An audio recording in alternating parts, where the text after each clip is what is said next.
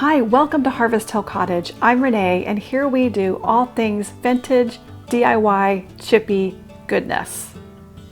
Today I'm upcycling 3 old, vintage, rusty metal toolboxes that I picked up at an estate sale, and I think you're going to like what you see here. And hang in there with me until the end when I'm going to share some fun news with you.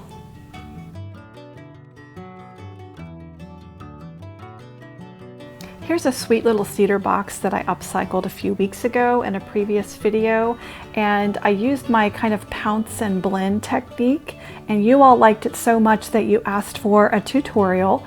And so our first toolbox today, I'm going to show you exactly how I achieved this look. The metal box is pretty rusty, and you really don't want to paint over rust. So I use this product called Rust Cutter to help to remove the rust from the toolbox. And you just spray it on your piece after giving it a good cleaning, let it sit for about 24 hours, and then just use a wire brush to scrub it all off. And this is kind of what you end up with. There is still some trace rust left over, and so that's why I use this Rust-Oleum primer that's meant to protect your lightly rusted metal surfaces.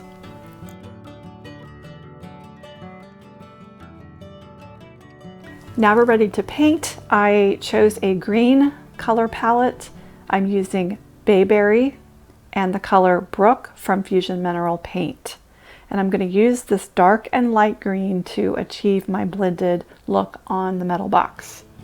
So first I'm going to paint all of the edges, sort of the frame of the piece, with the dark green in the Bayberry.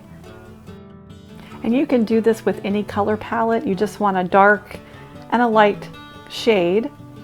And then after you get your darker color on the outside, go ahead and put your lighter color on the insides of the surfaces. So I'm going to take Brook, which is my light green, and I'm going to cover all of the center surfaces of each side of the toolbox.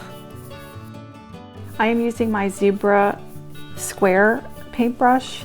You can use a square or a round for this process, and you don't have to be super neat with these first steps. You're just kind of getting that base coat on, and then you'll go back over and do all of the blending.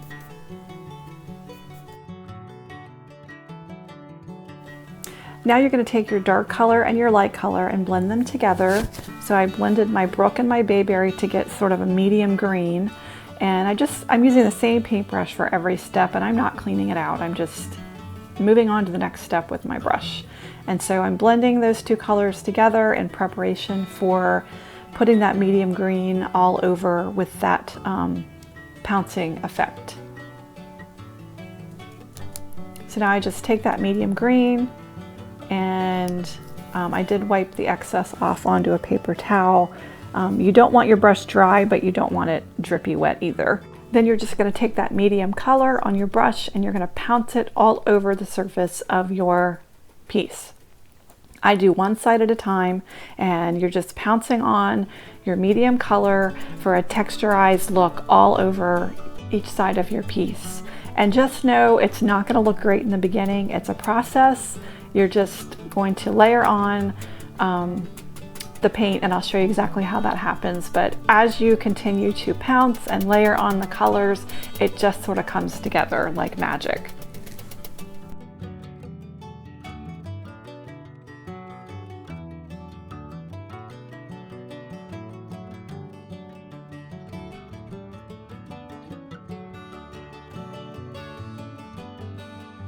Now once you have pretty good coverage with that medium color all over the surface, you're going to move on to the next step, and you can see there's still some harsh lines. So what you're going to do now is go back to your dark color, and you're going to start that pouncing process working from the outer edge inward. So what we're trying to do is soften the transition lines from the dark to the light color. So just work that dark border all the way around with your dark color, pouncing and blending, working your way inward. Also forgot to mention that I do spritz my brush between every step just to keep my brush moist.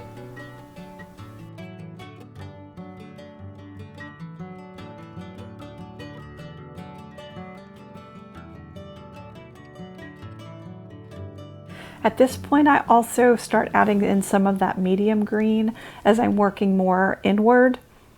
So just adding more paint, moistening my brush, and just pouncing on the color until I have that nice soft blend, but still achieving that textured look.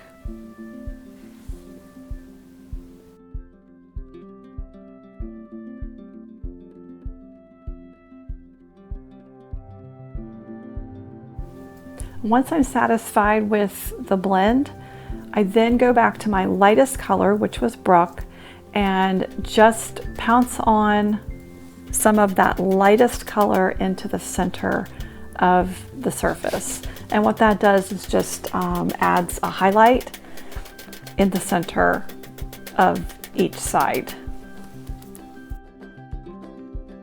And I just repeat this exact same process on each side of the piece for a nice cohesive look.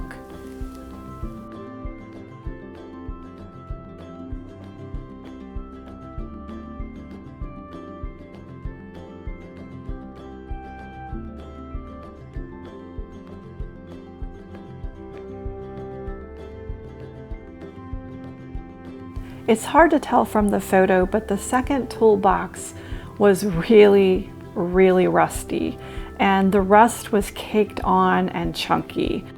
So I removed as much of it as I could with the rust cutter and a good scrub brush, but there was still quite a bit left over. So I decided to embrace the texture, and I went for a very textured look on this toolbox. I used the color Ash, and I did add some texturizing powder. It's called Fresco. It's a Fusion mineral paint product, and you just add it to your paint and it gives a really nice thick texture. And I just glopped the paint on in such a manner that it looked very textured and very old.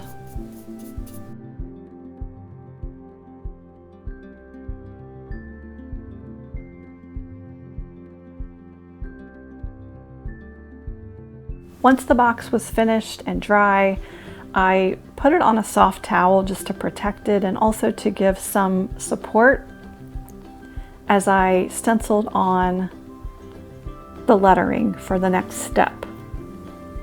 I wanted this box to look like an old cash box, so I used vintage gold paint, and I used one of the Jami vintage stencils from her Croc Minis pack, and I wanted to stencil on the word merchant. So I taped off the part of the stencil I did not want on the box, isolating just the lettering. And I just used my stencil brush to stencil on the gold paint.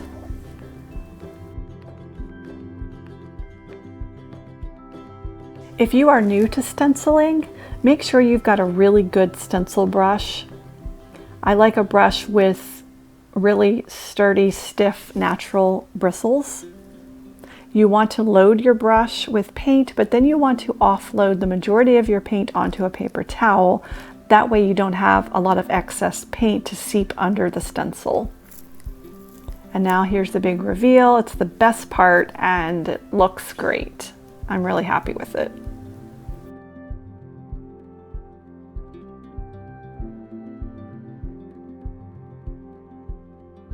Now to age up this box even more and to give it a little bit more texture, I took some of that metallic vintage gold paint and I did a dry brushing technique all over the box. Just a light dry brushing of that gold paint really helped to make it pop. If you've never tried dry brushing, it's one of the easiest techniques you can try. Load up your brush, just like with your stencil, and then offload onto a paper towel so that your brush is almost dry. And then you just lightly drag your brush over your piece and it adds a really neat effect.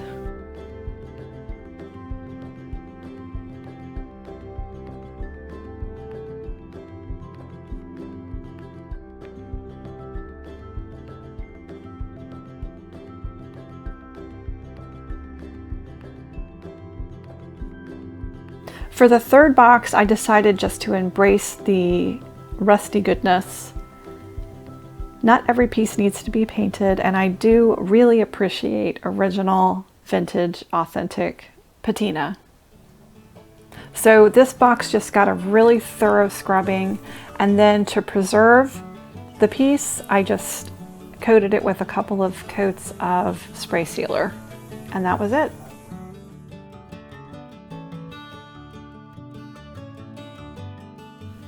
I think it turned out really sweet. I love it with flowers. I think it would look really, really neat in a sunroom, maybe in a kitchen.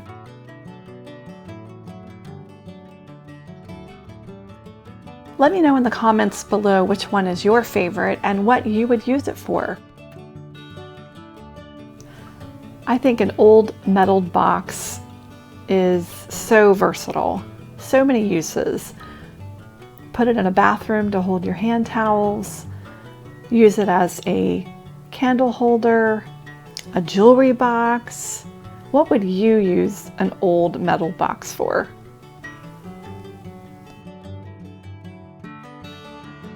Okay, now the fun news. Harvest Hill Cottage is opening a new retail space.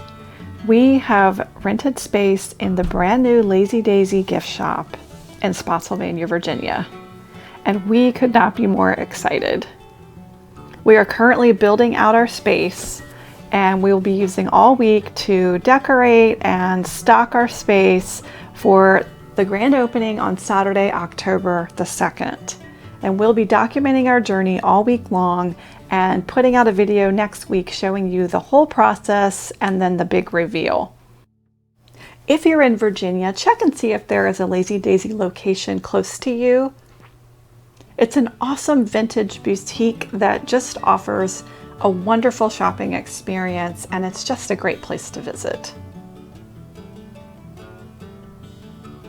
Thanks so much for joining us today. Thank you for helping our channel to grow. We appreciate your love and your support. We hope you'll come back again and join us. Thanks again, and God bless.